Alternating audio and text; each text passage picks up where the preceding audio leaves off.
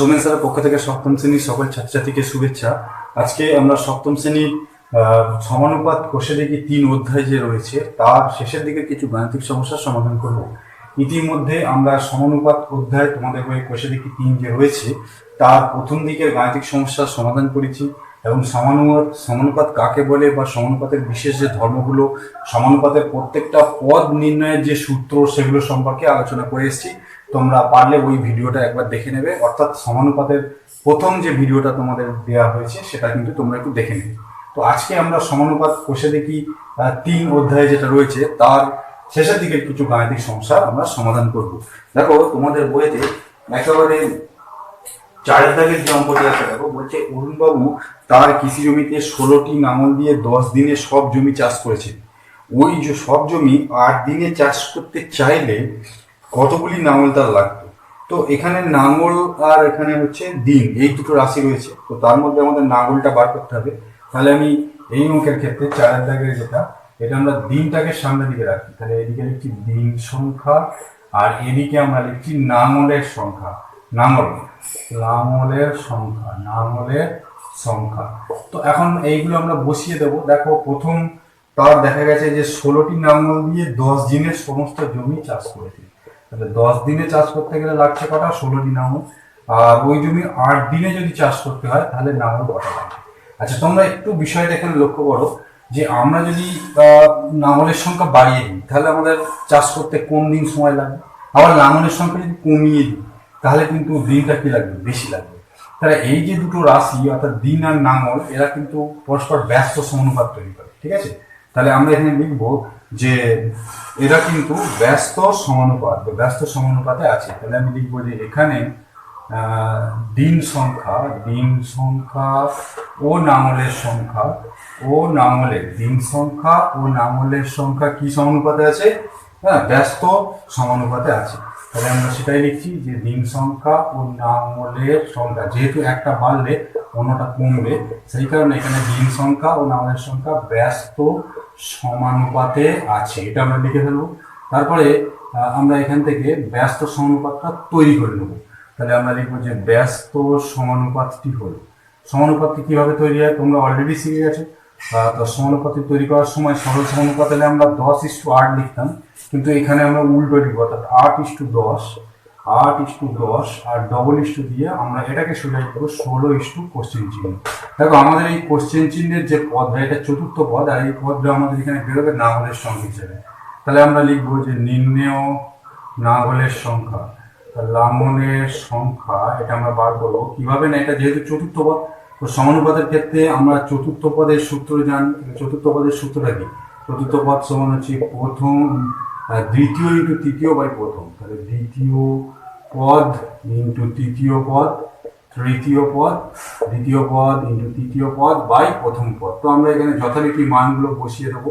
তো আমাদের এখানে দেখো দ্বিতীয় পদ কত আছে? দ্বিতীয় পদ এই অঙ্কের ক্ষেত্রে আমাদের রয়েছে 10, ঠিক আছে। তৃতীয় পদ রয়েছে 16, আর আমাদের প্রথম পদ রয়েছে হচ্ছে 8। তাহলে 8 দিয়ে কাটলে 8 দুগুণে 16, আর এখানে আমাদের হচ্ছে 10 দুগুণে 20, অর্থাৎ 20টি লাঙল আমাদের লাগবে। উত্তরটা তোমরা বুঝতে পারলে যে আমরা যদি 8 দিনে সব জমি চাষ করতে চাই তাহলে কিন্তু আমাদের 20টি লাঙল লাগবে। তো এইভাবে দেখো এখানে আমরা লাঙলের দিনের সংখ্যা যখন কমিয়ে দিচ্ছি, অর্থাৎ 10 থেকে 8 করছি, তখন কিন্তু আমাদের লাঙলের সংখ্যা 16 থেকে বেশি লাগছে, অর্থাৎ এখন 20টি লাঙল লাগছে। তো এরপরে আমি এখানে 5 দাগে যে গাণিতিক সমস্যা আছে সেটি নিয়ে আলোচনা করব। আচ্ছা, নেক্সট আমরা এখানে 5 দাগের একটি কোশ্চেন নিয়ে আলোচনা করবো। দেখো 5 দাগের কোশ্চেনটি তোমরা দেখো, হচ্ছে একটি বন্যাত্রাণ শিবিরে 4000 জনের 190 দিনে খাবার মজুদ আছে। 30 দিন পর 800 জন অন্যত্র চলে গেলেন। তাহলে যারা রয়ে গেলেন অবশিষ্ট খাবারে তাদের কতদিন চলবে? তো এখানে তাহলে আমাদের দিন বার করতে হবে আর জন, তাহলে দিনটা আমাদের বার করতে হবে। ঠিক আছে, তাই আমরা এখানে লিখবো জন সংখ্যা আর ওইদিকে লিখবো আমরা দিন সংখ্যা। এখানে আমরা লিখবো দিন সংখ্যা। এই হচ্ছে আমাদের রাশিগুলো রয়েছে। দেখো আমরা প্রথম যেটা বুঝবো যে 4000 জনের 190 দিনের খাবার ছিল, ঠিক আছে। 30 দিন পর 800 জন অন্যত্র চলে গেলেন। এখন ধরো এই 4000 জন যদি 30 দিন পর রয়েই যেতেন তাহলে তাদের অবশিষ্ট খাবারে কতদিন চলত? কারণ তাদের তো 190 দিনের খাবারটা ছিল, তাহলে 30 দিন যদি তারা ইউজ করে ফেলে, 4000 যদি থাকতো তাহলে অবশিষ্ট খাবারে তাদের কিন্তু কদিন চলতো? ঠিক আছে, তো অবশিষ্ট খাবারে নিশ্চয়ই তাদের 160 দিন চলবে। অর্থাৎ আমি যেটা বলতে চাইছি, ধরো 4000 জনই থেকে গেল, ঠিক আছে, সেখানে যদি তারা 30 দিন খাবারটা খেয়ে ফেলে আর তাদের 190 দিনের খাবার রয়ে থাকে, তাহলে আর কদিন চলবে 30 দিন ইউজ করার পরে থাকে? তাহলে সেখানে আমরা 190 দিন থেকে 30 দিনটা কি করবো, বাদ দিয়ে দেবো। ঠিক আছে, যেহেতু অবশিষ্ট খাবারের ব্যাপার রয়েছে, তাহলে 30 দিন ইউজ করার পর মানে খাবারটা ব্যবহার করার ফেলার পর 4000 জন লোকই যদি থেকে যেত, তাহলে তাদের অবশিষ্ট খাবারে চলতো কদিন, 190 থেকে 30 বাদ দাও, তার মানে হচ্ছে 160 দিন তাদের এই অবশিষ্ট খাবারটাতে চলতো। কিন্তু এখন 30 দিন পরে কিন্তু আর 4000 জন থাকেনি, সেখানে কিন্তু 30 দিন বাদে 4000 বিয়োগ 800, অর্থাৎ এখন কিন্তু 3200 জন লোক এসে গেছে। তাহলে এই 3200 জন লোকের অবশিষ্ট খাবারে কতদিন চলবে, এইটাই কিন্তু আমাদের এখানে বার করতে হবে। তাহলে তোমরা ইতিমধ্যেই শিখেছো যে জন সংখ্যা দিন সংখ্যা ব্যস্ত সমানুপাতে থাকে, সেটাই লিখছি যে জন সংখ্যা ও দিন সংখ্যা কি সমানুপাতে থাকে, জন সংখ্যা ও দিন সংখ্যা ব্যস্ত সমানুপাতে থাকে।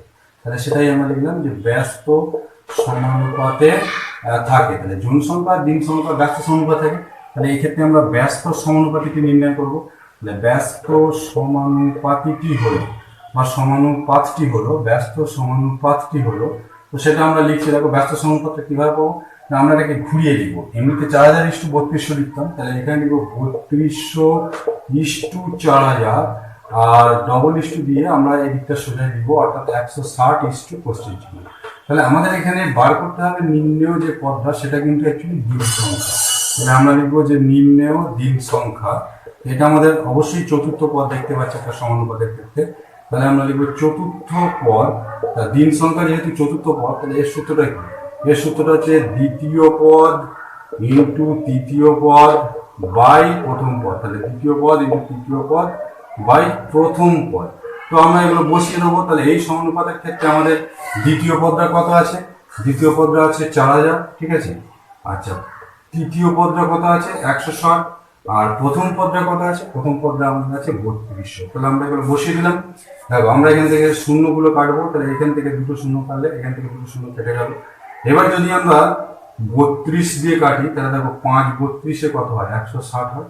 তো 45 200 দিন, অর্থাৎ এখন যদি 800 জন লোক চলে যায়, তাহলে কিন্তু এমনিতে ওই 4000 জন লোকই থাকতো, তাহলে তারা অবশিষ্ট খামারে 160 দিন চলতো।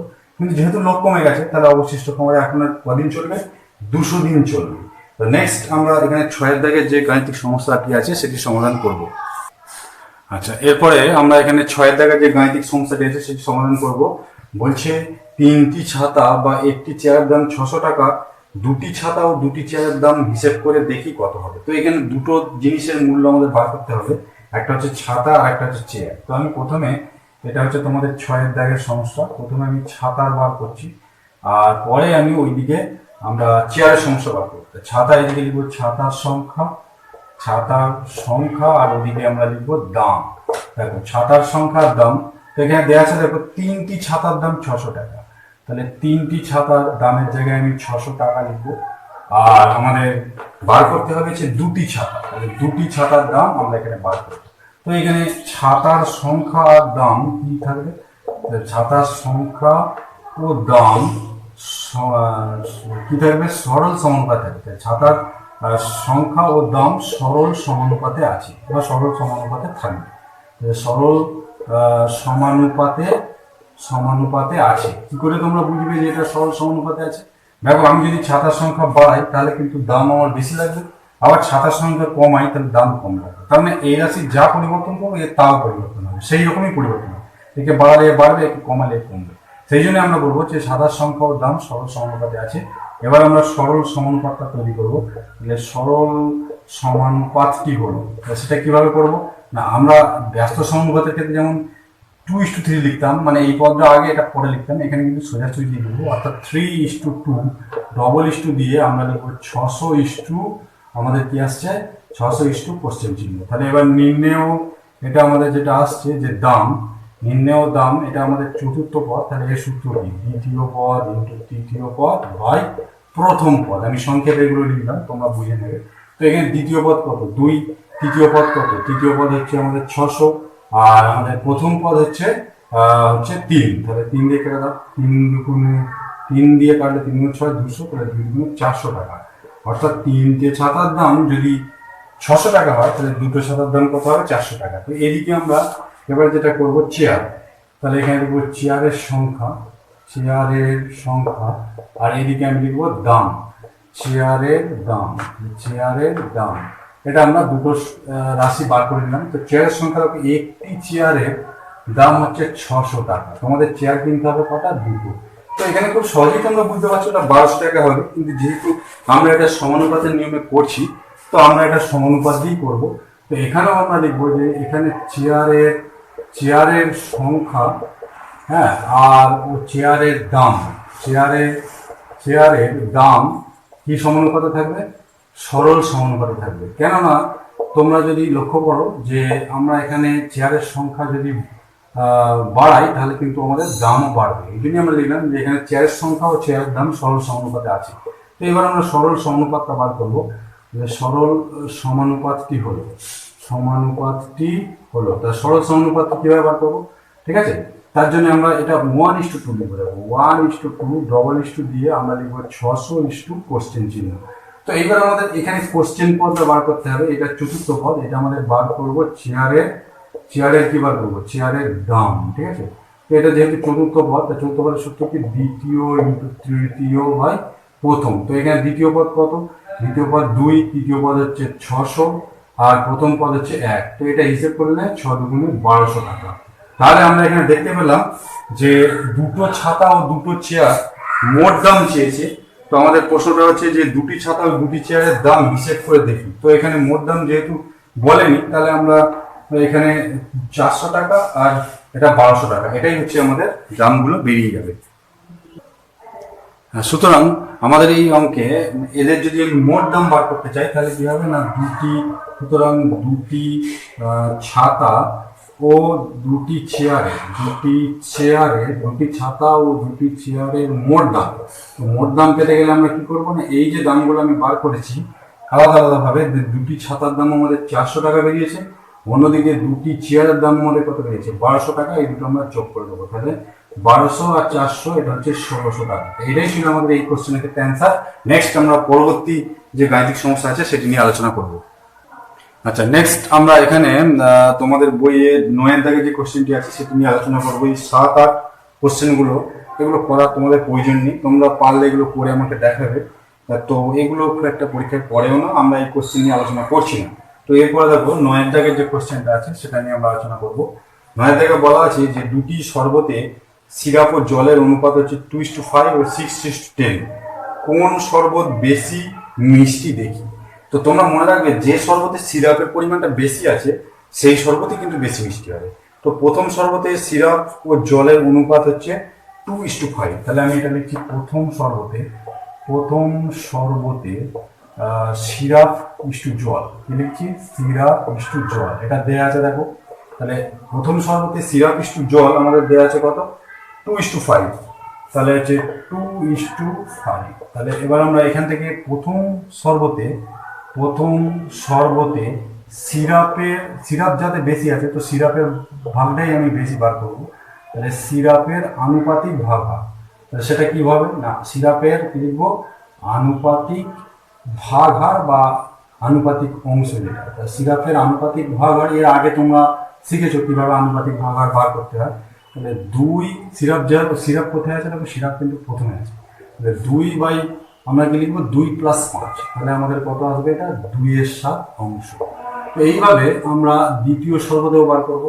তাহলে দেখো দ্বিতীয় শরবতে আমরা লিখবো যে সিরাপ ইস্টু জল।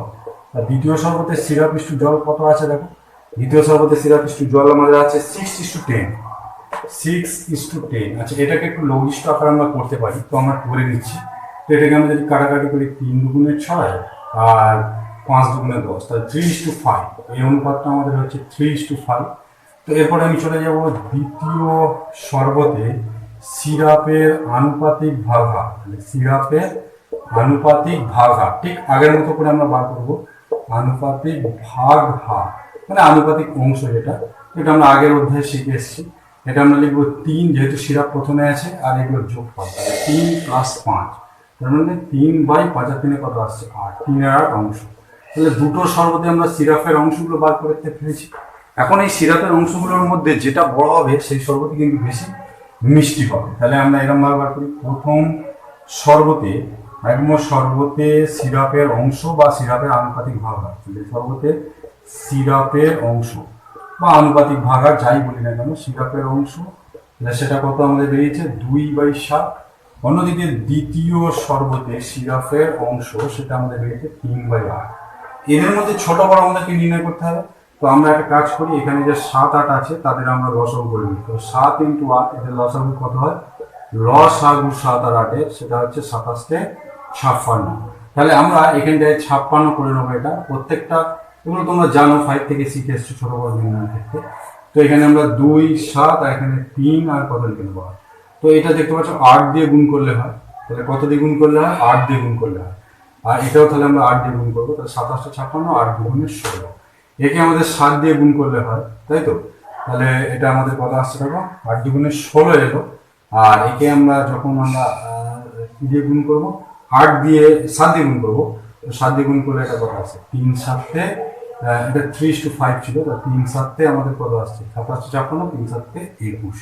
তাহলে এটা আমাদের এলো 8 দিয়ে গুণ করলে 16, আর এখানটা আমাদের এলো 21। তাহলে এইখান থেকে আমরা খুব সহজে দেখতে পাচ্ছি যে কোন জায়গায় সিরাপ বেশি আছে। অবশ্যই এখানে সিরাপ বেশি আছে। তাহলে আমরা লিখবো 21/56, এই যে ভগ্নাংশটা গ্রেটার দেন কোনটা 16/56। তো এইটা হচ্ছে প্রথম শরবতের দ্বিতীয় শরবতের সিরাপের অংশ, আর এটা হচ্ছে প্রথম শরবতের সিরাপের অংশ। তো সুতরাং দ্বিতীয় শরবতের সিরাপ গ্রেটার দেন কি লিখবো, প্রথম শরবতের সিরাপ। তাহলে দেখা গেল যে দ্বিতীয় শরবতের সিরাপটা প্রথম শরবতের সিরাপের থেকে বেশি। তাহলে আমরা কি লিখবো, যে সুতরাং দ্বিতীয় শরবত যেহেতু সিরাপ বেশি আছে, বেশি কি হবে, মিষ্টি হবে। দ্বিতীয় শরবত আমাদের কিন্তু বেশি মিষ্টি হবে। কারণ কি, যেহেতু দ্বিতীয় শরবতে আমাদের সিরাপের অংশটা কি রয়েছে, বেশি রয়েছে। আশা করি তোমরা আমরা বুঝতে পারলে। তো আমি নেক্সট পরবর্তী যে গাণিতিক সমস্যা আছে সেটা নিয়ে আলোচনা করব। আচ্ছা, নেক্সট আমরা 11 দাগের যে কোশ্চেনটি আছে সেটি নিয়ে আলোচনা, 10 দাগের যে কোশ্চেনটি আছে সেটি নিয়ে আলোচনা করবো। 10 দাগের কোশ্চেনটি তোমরা লক্ষ্য করো। বলছে জল জমে বরফে পরিণত হলে আয়তন 10% বাড়ে। কিছু পরিমাণ জল ও তার থেকে উৎপন্ন বরফের আয়তনের অনুপাত লেখো। তাহলে তোমরা দেখো আয়তন 10% বাড়ে মানে কি, মানে 100 সিসি যদি জল জমে তাহলে তার আয়তন, তার থেকে বরফ হলে আয়তন 10% বেড়ে যাবে। তাহলে তার আয়তন কত হবে, তার আয়তন হবে কিন্তু 100 + 10 অর্থাৎ 110 সিসি। তাহলে আমরা এটাই লিখছি, সিসি মানে হচ্ছে আয়তনের একক। তাহলে 100 সিসি, এটাকে সিসি বাংলায় কি বলা হয়, ঘন সেমি। ঠিক আছে, ঘন সেমি। জল থেকে বরফ হবে, তাহলে বরফ হবে কত হবে না, যেহেতু 10% বাড়ে তাহলে আমাদের 100 তো যা ছিল তাটা থাকবে, তার 10% মানে 10ই। তাহলে 100 + 10 তার মানে হচ্ছে 110 সিসি, বা এটাকে আমরা বলবো ঘন সেন্টিমিটার, ঘন সেমি। যেহেতু 10% বাড়ে, বরফ হলে 10% বাড়ে, তার মানে কি 100 সিসি জল থেকে বরফ হবে হচ্ছে 110 সিসি। এবার আমাকে প্রশ্নটা চেয়েছে যে কিছু পরিমাণ জল ও তার থেকে উৎপন্ন বরফের আয়তন। তাহলে আমি লিখবো সুতরাং জলের আয়তন ইস্টু বরফের আয়তন, জলের আয়তন ইস্টু বরফের আয়তন। তাহলে জলের আয়তন ও বরফের আয়তন অনুপাত বার করবো। জলের আয়তন আমাদের কত আছে দেখো, জলের আয়তন আছে আমাদের 100 সিসি। আচ্ছা, আর বরফের আয়তন কত আছে ইস্টু দিয়ে 110 সিসি। তাহলে জলের আয়তন আর বরফের আয়তন অনুপাত আমরা বার করে দেবো। সিসি গুলো আমাদের কেটে যাবে, 0 0 কেটে যাবে। তাহলে আমাদের এটা অনুপাতটা হবে 10:11। তাহলে এই ছিল আমাদের এই প্রশ্নটার উত্তর। তাহলে জল ও বরফের আয়তনের অনুপাত আমরা পেয়ে গেলাম 10:11। নেক্সট আমরা পরবর্তী গাণিতিক সমস্যাতে আসছি। আচ্ছা, এরপরে তোমাদের বইয়ের একেবারে 11 দাগের যে সমস্যাটি রয়েছে সেটি নিয়ে আলোচনা করছি। এটা বলছে আমার বয়স 12 বছর, আমার বাবার বয়স 42 বছর, দুজনের বয়সের অনুপাত কথা লিখি। খুবই সোজা। তাহলে এরকম ভাবে আমরা লিখে নেবো যে আমার বয়স বাই বাবার বয়স। ঠিক আছে, এগুলো তো খুবই সোজা অঙ্ক, আশা করি এগুলো তোমরা নিজেরাই করতে পারবে। তো আমার বয়স দেওয়া আছে 12 বছর, এখানে আমরা 12 বছর লিখে নিলাম। আর বাবার বয়স কত দেওয়া আছে 42 বছর, তো আমরা এখানে 42 বছর লিখে নিলাম। তো এই দুটো আমরা ক্যান্সেল করলাম। এবার যদি আমি 6 দিয়ে কাটি, 6 × 12, 6 6 দিয়ে কাটলে 6 7 42, 6 দিয়ে কেটেছি 6 গুণে 12, 6 7 2:7। এটাই হচ্ছে এই অঙ্কের ক্ষেত্রে উত্তর। ঠিক আছে, তো নেক্সট আমরা 12 দাগে যে কোশ্চেনটি আছে সেটা নিয়ে আলোচনা করবো। তো এখানে দেখো প্রীতমের গল্পের বই ও পড়ার বইয়ের সংখ্যার অনুপাত হচ্ছে 2:5। প্রীতমের গল্পের পড়ার বই 4টি হলে পড়ার বই কতগুলি আছে? তাহলে এখানে গল্পের বই ও পড়ার বইয়ের অনুপাত দেওয়া আছে, তো সেটা আমি এইভাবে লিখছি যে গল্পের বই বাই পড়ার বই, গল্পের বই বাই পড়ার বই। তো এই দুটোর অনুপাত দেওয়া আছে, দেখো গল্পের বই আর পড়ার বইয়ের অনুপাত দেওয়া আছে 2:5, তো সেটাকে আমরা এমনভাবে লিখতে পারি 2/5। এবার দেখো গল্পের বইয়ের জায়গায় 4টি দেওয়া আছে, তাহলে আমি এখানে লিখে নিচ্ছি যে গল্পের বইয়ের জায়গায় আমরা 4টি লিখে নিলাম, পড়ার বই যেরকম আছে রেখে দিলাম। ঠিক আছে, আর এখানে আমরা 2/5 লিখে দিলাম। তো এখান থেকে আমাকে পড়ার বইটা বার করতে হবে। তো আমরা তাহলে এইটাকে ব্যস্ত প্রক্রিয়া করে নেবো। তাহলে আমরা এখানে লিখবো কি যে পড়ার বই হ্যাঁ বাই গল্পের পড়ার বই বাই কি লিখে নেবো 4টি। ঠিক আছে, বা এটা থেকে আমরা সমানুপাত তৈরি করে করতে পারি, অসুবিধা কিছু নেই। যদি আমরা সমানুপাত তৈরি করে করি তাতেও আমরা পারবো যে গল্পের বই আর পড়ার বই এই অনুপাত থেকে। তা তোমরা যদি এটা সমানুপাত তৈরি করো সেটা থেকেও তোমরা এটা করতে পারবে। তো আমি এটা সমানুপাত তৈরি করি তোমাদের ক্ষেত্রে করে দিচ্ছি, যেহেতু এই অঙ্কটা এইভাবে চেয়েছি। তাহলে এখান থেকে আমি যদি সমানুপাতটা তৈরি করি তাহলে কিরকম দাঁড়াবে? সমানুপাতটা এরকম দাঁড়াবে, দেখো তাহলে গল্পের বই ইস্টু পড়ার বই। ঠিক আছে, পড়ার বই সমানুপাত তৈরি করে দিচ্ছি আমি। আর এটাকে আমরা লিখবো ডবল ইস্টু দিয়ে, যেহেতু এটা আছে সেটাকে আমরা লিখবো 2:5। তো এবার আমাদের কোনটা দেওয়া আছে? আমাদের কিন্তু গল্পের বইটা দেওয়া আছে। দেখো গল্পের বই 4টি দেওয়া আছে, তাহলে এখানে লিখবো 4:5 পড়ার বই। তো পড়ার বই হ্যাঁ ডবল ইস্টু দিয়ে আমরা কি লিখবো 2:5। তো পড়ার বই এখানে কোন পদ? এটা হচ্ছে আমাদের দ্বিতীয় পদ। তাহলে পড়ার বই এটা হচ্ছে আমাদের দ্বিতীয় পদ। তাহলে দ্বিতীয় পদ, একটা সমানুপাতের ক্ষেত্রে দ্বিতীয় পদ কিভাবে বেরোয় তোমরা জানো যে দ্বিতীয় পদ সমান হচ্ছে প্রথম পদ চতুর্থ পদ বাই তৃতীয় পদ। তো এই সমানুপাতের ক্ষেত্রে প্রথম পদ হচ্ছে কত? 4। আচ্ছা, চতুর্থ পদ কত? 5।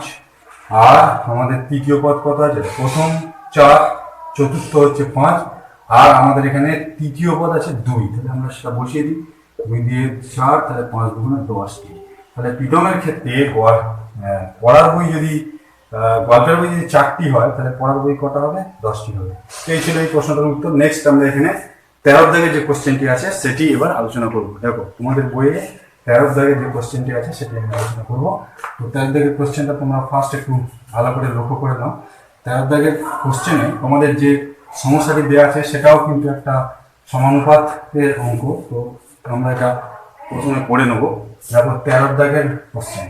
তো এখানে বলা আছে যে মালা গাঁথার জন্য জবা ও গাঁদা ফুল মিলিয়ে মোট 105টি ফুল তোলা হয়েছে। জবা ও গাঁদা ফুলের সংখ্যার অনুপাত 3:5। কতগুলি জবা ফুল ও কতগুলি গাঁদা ফুল আছে হিসেব করে দেখি। তাহলে এইটা কিন্তু আনুপাতিক ভগ্নাংশ দিয়ে করতে হবে। তাহলে আমরা এখানে লিখে দেবো জবা ফুল এবং গাঁদা ফুল এর অনুপাত। তাহলে জবা ফুল ইস্টু গাঁদা ফুল, জবা ফুল ইস্টু কি লিখবো? গাঁদা ফুল। এই দুটোর অনুপাত আমরা লিখবো। জবা ফুল কত আছে দেখো, জবা ফুল গাঁদা ফুলের অনুপাত আছে 3:4। তাহলে এখানে লিখে নেবো 3:4। আচ্ছা, মোট ফুল কতগুলো আছে?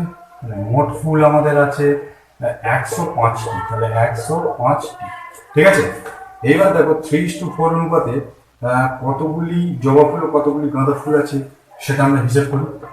3:4 অনুপাতে 105টি ফুলের মধ্যে 105টি ফুলের মধ্যে প্রথম যে ফুলটা আছে সেটা কি ফুল?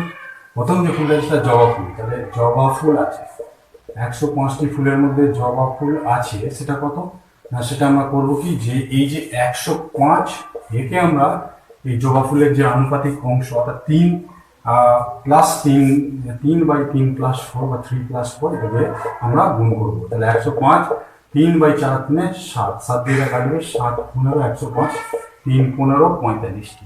তো একইভাবে আমরা এই অনুপাতে 105টি ফুলের মধ্যে জবা ফুলের জায়গায় লিখবো যে গাঁদা ফুল। তাহলে আমরা লিখবো গাঁদা ফুল আছে সেটা আমরা কি করবো 105 গুণিতক আমাদের এই গাঁদা ফুলের যে অংশ সেটা কত? 4। তাহলে 4/4 7 দিয়ে কাটলে 7 15 105 4 15 কত আসছে? 60টি। তাহলে আমরা জবা ফুল পেয়েছিলাম 45টি আর গাঁদা ফুল কতগুলো পেলাম? গাঁদা ফুল পেলাম 60টি। এবার আমাদের প্রশ্ন হচ্ছে আর কতগুলি জবা ফুল দিলে দুরকম ফুলের সংখ্যার অনুপাত সমান হবে? তাহলে সমান হওয়া মানে তো যে সংখ্যাটা সমান হবে। তাহলে আরও যদি অনুপাত সমান হতে হয় তাহলে জবা ফুল এবং গাঁদা ফুলের সংখ্যা কী হতে হবে? অনুপাত সমান হলে জবা ফুল ও গাঁদা ফুলের সংখ্যা সমান হবে। জবা ফুল ও গাঁদা ফুলের কি হবে? জবা ফুল ও গাঁদা ফুলের সংখ্যা সমান হবে। গাঁদা ফুলের সংখ্যাটা কি হবে? গাঁদা ফুলের সংখ্যা সমান হবে। ঠিক আছে, সংখ্যা সমান হবে। এটাই হচ্ছে বিষয় যে যদি আমাদের জবা ফুল ও গাঁদা ফুলের অনুপাতটা সমান করতে হয় তাহলে জবা ফুল ও গাঁদা ফুলের সংখ্যা সমান হবে। অর্থাৎ আমাদের জবা ফুলটা কত হবে? জবা ফুল হবে সেক্ষেত্রে আমাদের জবা ফুল কত হয়ে যাবে? 60টি। ঠিক আছে, জবা ফুল অর্থাৎ জবা ফুল হবে 60টি। তাহলে সেক্ষেত্রে আমাদের জবা ফুলটা 45টা নিতে হবে না, এটা কত হয়ে যাবে? 60টি। তাহলে আমাদের কাছে 45টা আছে, তাহলে আরও কতগুলো জবা ফুল আমাদের ক্ষেত্রে লাগবে? তাহলে আরও বেশি জবা ফুল লাগবে। তাহলে আরও বেশি জবা ফুল লাগবে। তাহলে আরও বেশি জবা ফুল প্রয়োজন বা লাগবে, যাই বলি না কেন। আমাদের রয়েছে কতগুলো? রয়েছে আমাদের জবা ফুল 45টি। যদি আমি 60টি করতে চাই তাহলে আরও 15টি আমাদের কি লাগবে? জবা ফুল লাগবে, যদি আমরা জবা ফুল এবং গাঁদা ফুলের রেশিও সমান করতে চাই। ঠিক আছে, তো এখন ব্যাপারটা হচ্ছে এই প্রশ্নটাই ছিল আমাদের এই অনুশীলনের ক্ষেত্রে শেষ গাণিতিক সমস্যা। এরপরে 14 দাগের আরেকটি গাণিতিক সমস্যা রয়েছে, ওটা তোমাদের না পড়লেও চলবে। তো এই মোটামুটি ছিল সমানুপাতের কোষাবিজ্ঞান 3 অধ্যায়ের যে গাণিতিক সমস্যাগুলো তোমাদের জানা প্রয়োজন সেগুলো আমি তোমাদেরকে দেখিয়ে দিলাম।